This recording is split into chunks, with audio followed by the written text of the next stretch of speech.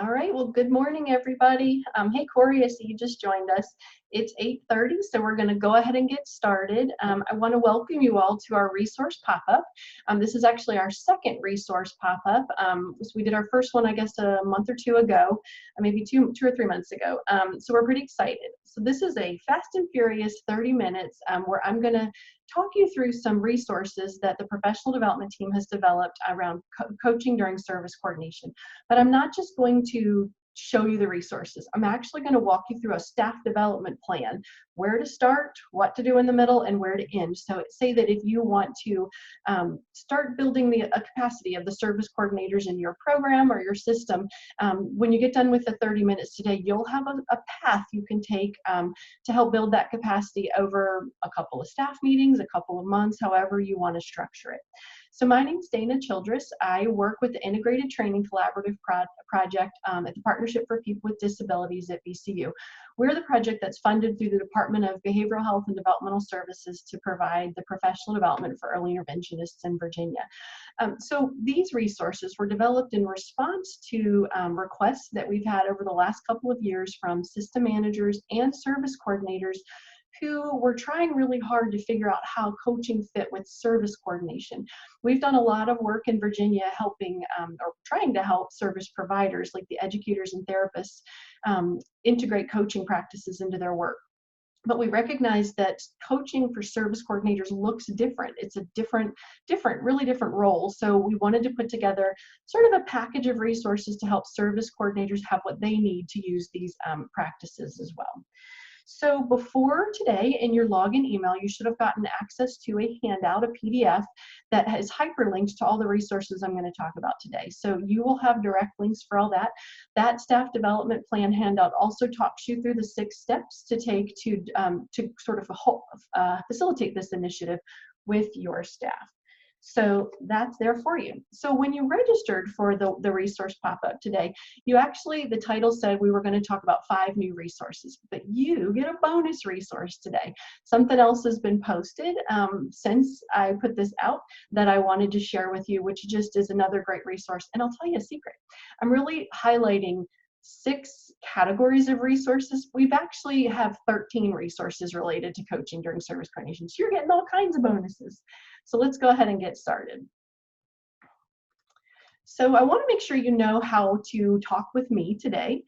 You probably noticed when you logged in, your video and your audio are muted just because we only have 30 minutes. So unfortunately, we don't have a lot of time for face-to-face conversation today, but know that I'm always available for that, or any of our PD team members are outside of our resource pop-up today, but you do have a voice.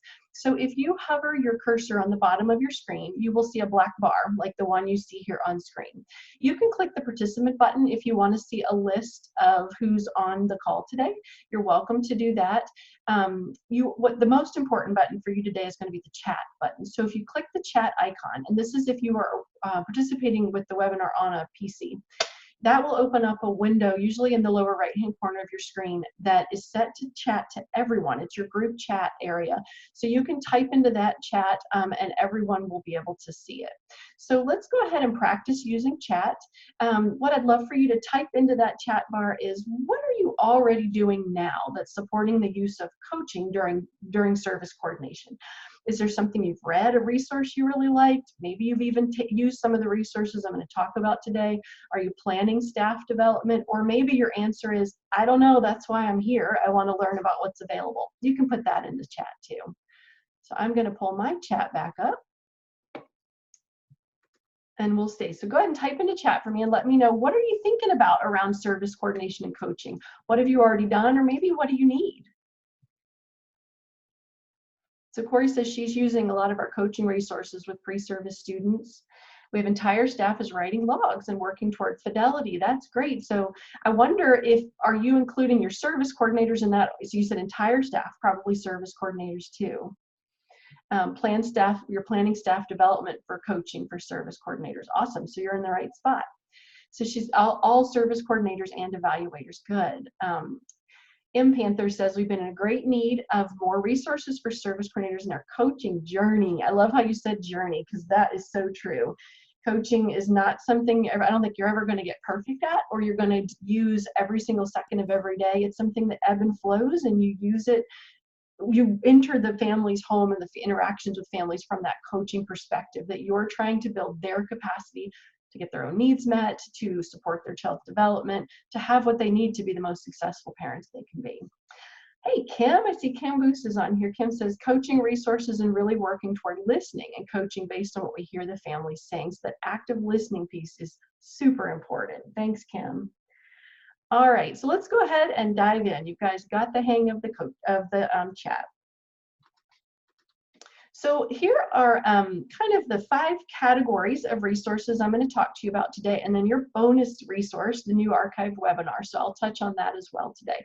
So again, what I'm going to do is walk you through kind of what's on that training plan handout you received. And I'm going to show you where these resources are and give you some ideas about how to use them. I would also love to have you think through how you might be using them. So think about that as we're going along today and type that into chat. Lisa has already placed the link in chat for the bonus resource. So if you're curious and you want to go ahead and jump onto that, I encourage you to check it out.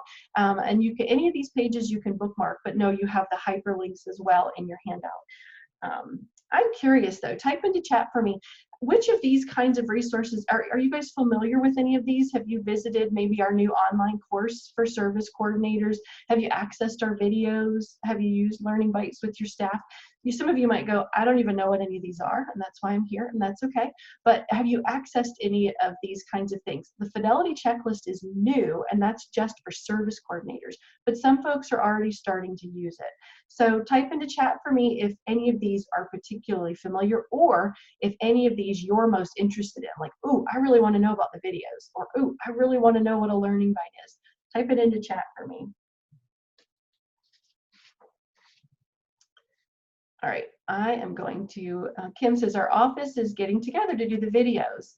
Yep, videos, Fidelity checklist, and practice guide. Awesome. You know, those are all the resources that are almost like a little quicker to use. When you commit to watching an online course, you know you're committing to some time, right?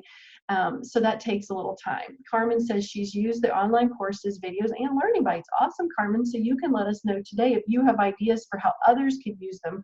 Type them into chat. So let's dive in. So the first resource I want to introduce to you is our new online course. It's called Yes, Service Coordinators Can Use Coaching. And this is a course that takes, thanks Lisa, she popped the link into chat. This is a course that takes about 90 minutes to 2 hours to complete, depending on your pace. The course is free, so anybody can use it. It's not a required course in Virginia's certification process, but some supervisors may be requiring it for their service coordinators to take, and we love that. It's available on our e-learning center. So I am going to take you there, or you can click the link in chat that Lisa posted. Theoretically, I'm going to take you there. Here we go. So when you get to our e-learning center page, you're actually going to, up in your upper right-hand corner, you'll see a button that says register as a user. So if you've never been on this site, you'll need to register, which is free. You just create your account, and within a little bit of time, you get a confirmation that allows you to access the courses. I've already signed in. So once you're on this site, let me move my videos, you are going to scroll down, and you'll look under our ongoing professional development courses. The very bottom, you'll see service coordination and coaching. When you click here, again, you have to be registered to be able to enter the course. But once you enter the course, you'll see a course description. This course has been designed for supervisors and service coordinators to learn about how to use coaching practices. The course is sort of built around 3 main activities of service coordination, and those are helping families participate in the EI process, share information, and access resources and solve problems. So the course goes through 9 coaching practices that service coordinators can either learn to use or maybe probably are already using some of them, with the idea that you're coaching families to build their capacity to be able to do all those things more independently, you know, with less and less of your help. The course also introduces the practice guide that I'm going to talk to you about, and the Fidelity checklist we're going to look at. So the course includes 3 chapters. The first chapter is kind of an overview, quick overview of coaching. Second chapter is how does coaching apply when it's used by a service coordinator, and includes scenarios that you move through 3 family scenarios to practice, kind of illustrate the use of the practices. And then chapter 3 includes the videos, and you use the checklist against the videos to kind of start learning about observation and self-assessment. Take the quiz, pass the quiz, you get a certificate for completing the course. This is a great place for you to start with your staff. If you want to start here, have your staff complete the course either individually, or you could bring your staff together. We've heard of folks bringing their staff together, projecting the course up on a large screen, and everybody working through it together. And that way you can pause it for discussion as a group. If you do that, you're going to get, whoever registered and opened the course is going to get the certificate. But you can either email me and I'll work with you on certificates, or you could just write the name of everybody who participated in that meeting on that certificate and give everybody a copy, and that will count towards professional development too. So this is a great resource and a great place to start with your staff if you just want to get them the overview of coaching during service coordination. So let's go back to our PowerPoint and let's talk about this practice guide. So the practice guide is in the course. Your folks will read the practice guide as part of the course, but it's also available outside of the course. So if you even think, I don't have 2 hours right now to dig into the course, but I want to know what this is about, this is a great resource to start with. The practice guide is available on our main website, so I'm going to show you where that is. So you actually access this. You can access this from the home page. Let's go there first, and I'm going to show you how to get there. If you hover on Topics and Tools, go to our Topics and Trends page, and then you're going to scroll down, and under the Topics list, look for Service Coordination. Or you can just use the direct link in your handout. That's a good idea too. When you're on our Service Coordination topic page, you'll see all of our service coordination resources. And if you scroll down, under the Handouts tab that's already open, you'll see the practice guide. So the practice guide is 11 pages, not that long, and it's designed to really dig deeper into those 9 coaching practices that were discussed in the module or in the course. I would love to see you guys think about how to use this practice guide. You can share it directly with your staff, have them read through it, then come to a staff development meeting, a staff meeting. You could have them talk about it, talk about what jumped out at them, what questions they had, which practices in the guide do they think they're already doing, and which do they think, oh, I could develop that one a little more. Maybe this is the one I want to learn a little bit more about. So the practice guide is another good place, especially if you as a supervisor or leader are trying to wrap your brain around how to put together some staff training around coaching and service coordination. This can be a good place for you to start to build your own sort of foundation and grounding for where you want to go with your staff. You might read it and think, okay, we're really good at helping our families work through the EI process. We are great at helping families share information, but I really think my service coordinators could boost their skills related to helping families access community resources and solve problems. Because we often see service coordinators, especially folks maybe with lots of families they serve, that when a family has a problem, they give them a resource list, or they say, call here, or I'll find that for you.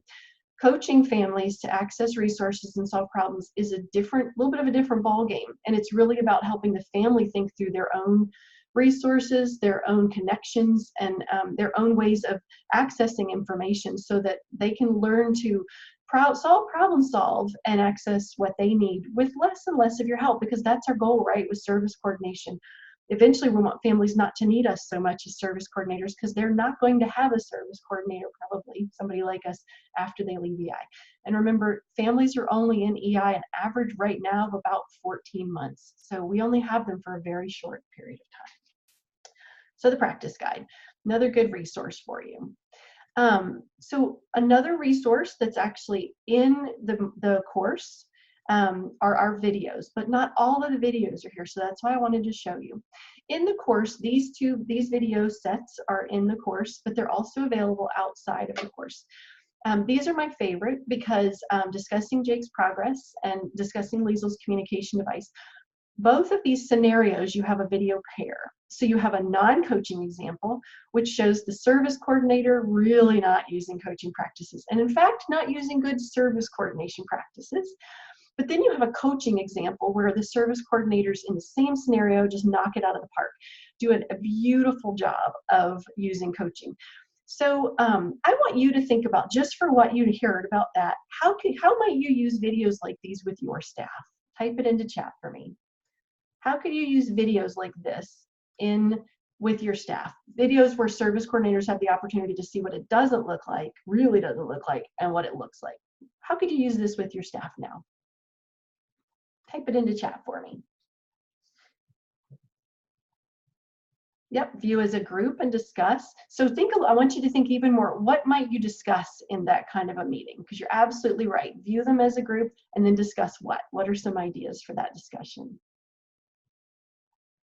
Yeah, use the Fidelity checklist. So in the online course, these videos are used to help the learner learn how to observe, look for coaching practices, and use that Fidelity checklist, which I'm going to show you in just a moment. So that's a great idea. Kim says they do service coordination retreats, and she thinks watching during the retreat could lend to examples of what we're doing and where the videos could strengthen our skills. Good idea, Kim. So you could have folks watch the videos, and if it's a really safe space, which I know it would be with you, Kim, you could have folks think about which of these videos looks like my own practices. Am I doing a little more of the non-coaching stuff sometimes? Am I doing a little more of the coaching stuff? And why? Why do some of my visits look a little more like one or the other? Or maybe even get more specific and think, yes, self-reflection. You knew where I was going next. Help people think about, what am I doing really well, like Kim says, and what do I want to improve? So I want to show you where these videos are located on our service coordination topic page, but I want to show you the other videos that you have access to as well. So if you visit the page, scroll down, we're on the same page where the practice guide was, but you're going to click on the videos tab. This tab has the two videos or the video pairs. You link directly to the coaching example, but the link to the non-coaching example is there. But you also have some short video clips of two service coordinators, Merlinda and Melissa. Folks, those are both Fairfax service coordinators that were very generous with their time and their courage to be recorded. But they talk about how they use coaching as a service coordinator and what the goal of service coordination is. So these are really great resources that you could use with your staff. So you might be thinking, okay, these are great, but I don't even know where to start. That's where the learning bites come in. So we have developed some learning bites for you, which are basically pre-packaged staff meeting activities. And thanks, Lisa is right on top of this. She's putting all the hyperlinks in chat so you can open them while I'm talking and bookmark them. The learning bites are designed to be packaged staff development activities that you can just pull up and use in anytime you need one for your staff meeting. So I'm going to show you. We're going to look at the first learning bite here. So the learning bites are on our website as well. If you hover on the EI Topics and Tools tab, you're going to click on the Learning Bites page and it will take you here. So if I scroll down on the Learning Bites page, you'll see the newest Learning Bites will be highlighted here. And so the Coaching During Service Coordination Learning Bites, that's where we have them. But you can also find them if you scroll down under our different tabs. So we've got lots of Learning Bites. We've got over 40 now, I believe. If you click on the Service Coordination tab, you'll see we have the ones we're going to talk about today, plus 2 others. So when you take a look at a learning bite, let's see what it looks like. They're usually a page or two, sometimes a little longer if they've got handouts that we've built for you.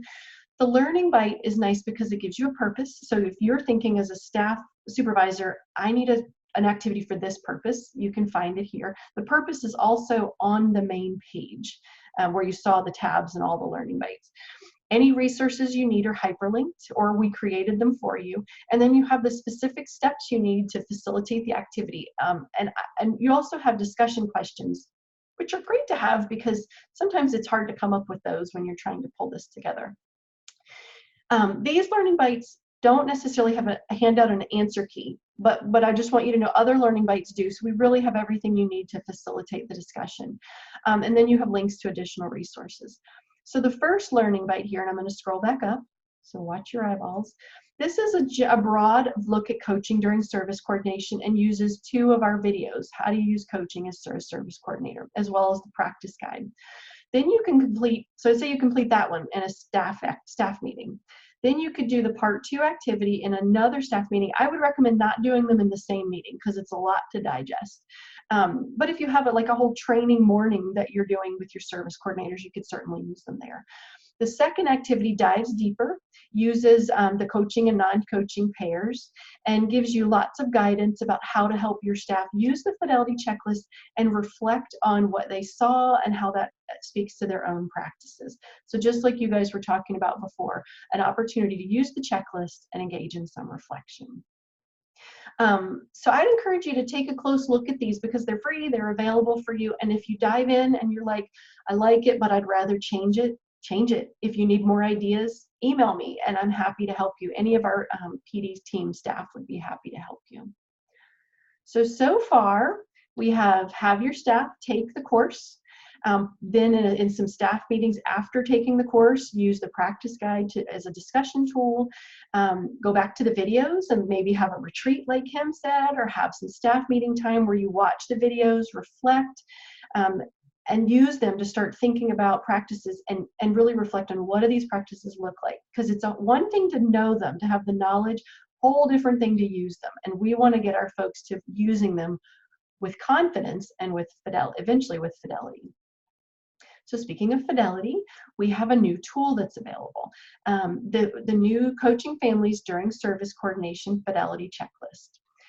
So I want to answer a question people have right off the bat. The Fidelity Checklist is not a state requirement at this point. And I say at this point because I don't know if it might become one in the future. At this point, it is just a professional development tool. All of these resources are professional development tools. I was on the phone on Zoom the other day with Adriana Gallego Gomez in Fairfax, and she is a service coordination supervisor there who's planning some great professional development using these tools, and she's using this as a way to dive in with her service coordinators now. So, you know, it's a great way to be thinking about what can I do now to build my service coordinator's capacity, and if this tool were to be something we needed to use later on to support service coordinators as a requirement, you'll be ahead of the game.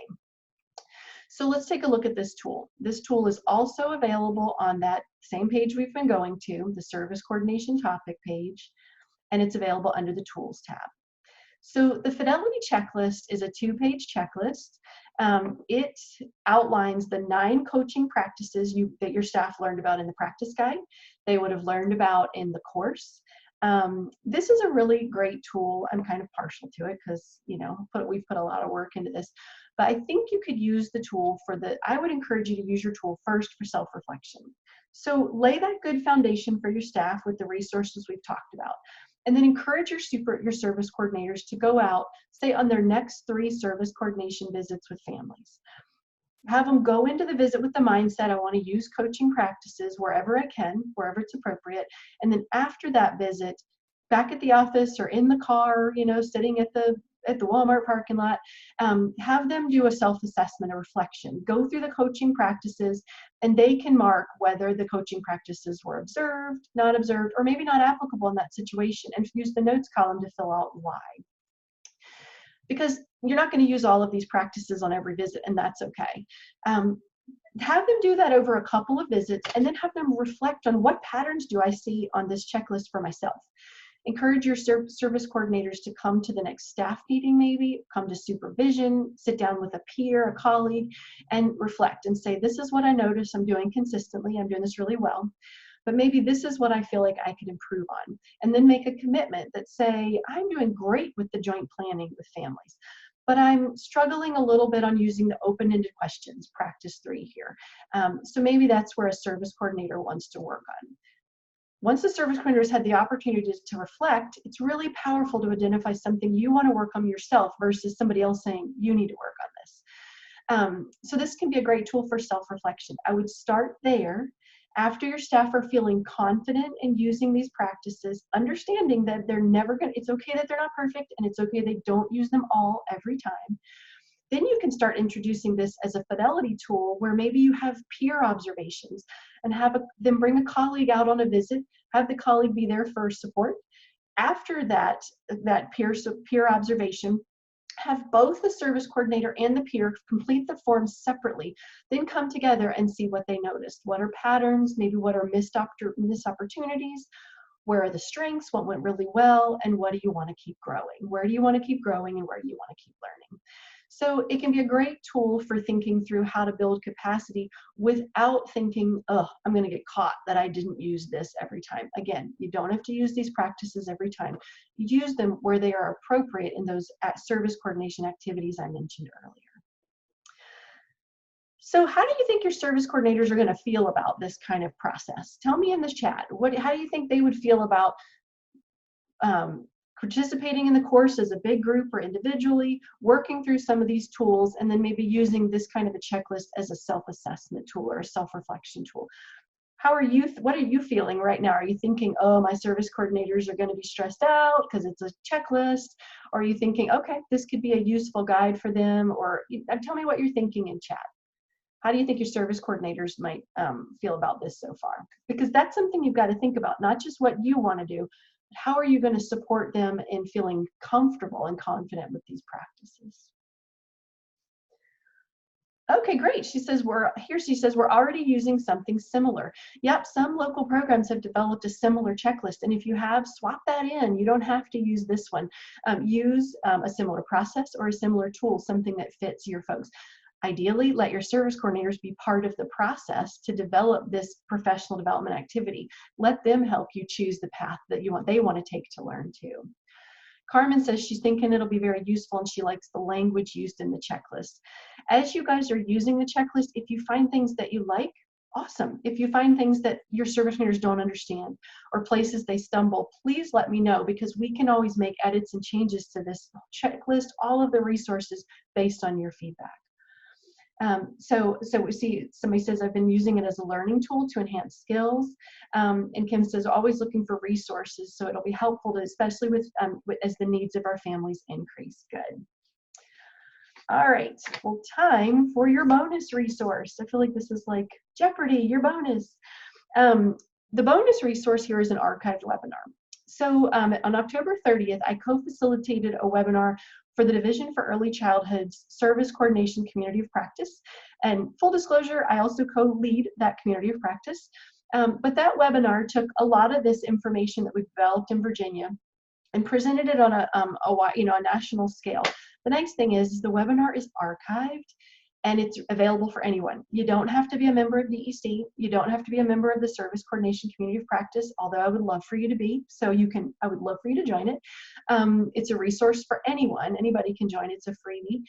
But the webinar is available for anyone too. So here's my suggestion. You can either use the webinar to start out your initiative. Maybe have your folks watch it individually, watch it as a group, just to get everybody on the same page, which this is what we're going to be learning about. Or work through the resources I've already shown you, and then have your staff watch the webinar 3 months, 6 months down the road as a refresher. We know that professional development works best when it happens across time. When folks are active participants, they have the opportunity to reflect. So you can use this webinar a couple of months down the road to kind of refresh the knowledge, and then have folks think about, how am I doing now? When I go back and look at those first self-assessments I did, how have I improved? Maybe have them do a new Fidelity checklist and then compare, to keep the conversation going and keep your folks growing, right? That's always what we want to do. So Lisa's put the link again in here so you can take a look at that webinar. It's really a web conversation, but that's another freebie that you can take advantage of. That one either is now or will be linked from that service coordination topic page I've shown you as well. So that is your resource pop-up for the day, guys. All the resources you can find are on our Professional Development Center. There's additional resources related to coaching. There's a coaching and early intervention topic page. We've got lots of other service coordination resources. If this initiative helps you think, okay, I want to dive deeper in these other service coordination issues, you can do that too. If you have any questions, feedback, or ideas, feel free to email me. I want you to know that all of the professional development staff, Corey, Lisa, Dina, and I, are available to you anytime outside of the pop-ups if you need help thinking through, how can I use this stuff with my staff? And in fact, Lisa is hosting what are called office hours. We have an office hour scheduled for tomorrow. You do have to register for these ahead of time though. So you can email Lisa or email me. Lisa, if you want to put your email in there, people could reach out to you. She's a great support for helping you think through this. I'm happy to meet with you just one-on-one to help you think through how to use these resources with your staff. Thanks, Corey, for the reminder. After the pop-up today, you're going to get an email that will have a link to a feedback survey. We would love to have your feedback about what you thought about the pop-up, what you liked, what you didn't like, and if you have any suggestions for improving this for next time. Lisa's put the feedback survey link in here. If you just want to get it done right now, feel free to do that. I think that's it. If there's any questions you guys have for using the resources or how you can link up with a professional development team staff member to think more about this, feel free to email us or put your questions in chat. We'll hang on for another, maybe another 30 seconds or so in case there's any questions. Otherwise, we will wrap up. Also know that we're recording the resource pop-up, so this will be posted on the VEIPD videos YouTube page. They're not posted on our website here, but they're posted on the YouTube page if you would like to watch them again. That's it for today, guys. Have a wonderful rest of your day, and good luck with using these resources. Have a great one. Thanks. Bye. You guys are very welcome. I'm glad you were able to join us. Thanks for giving us your time today.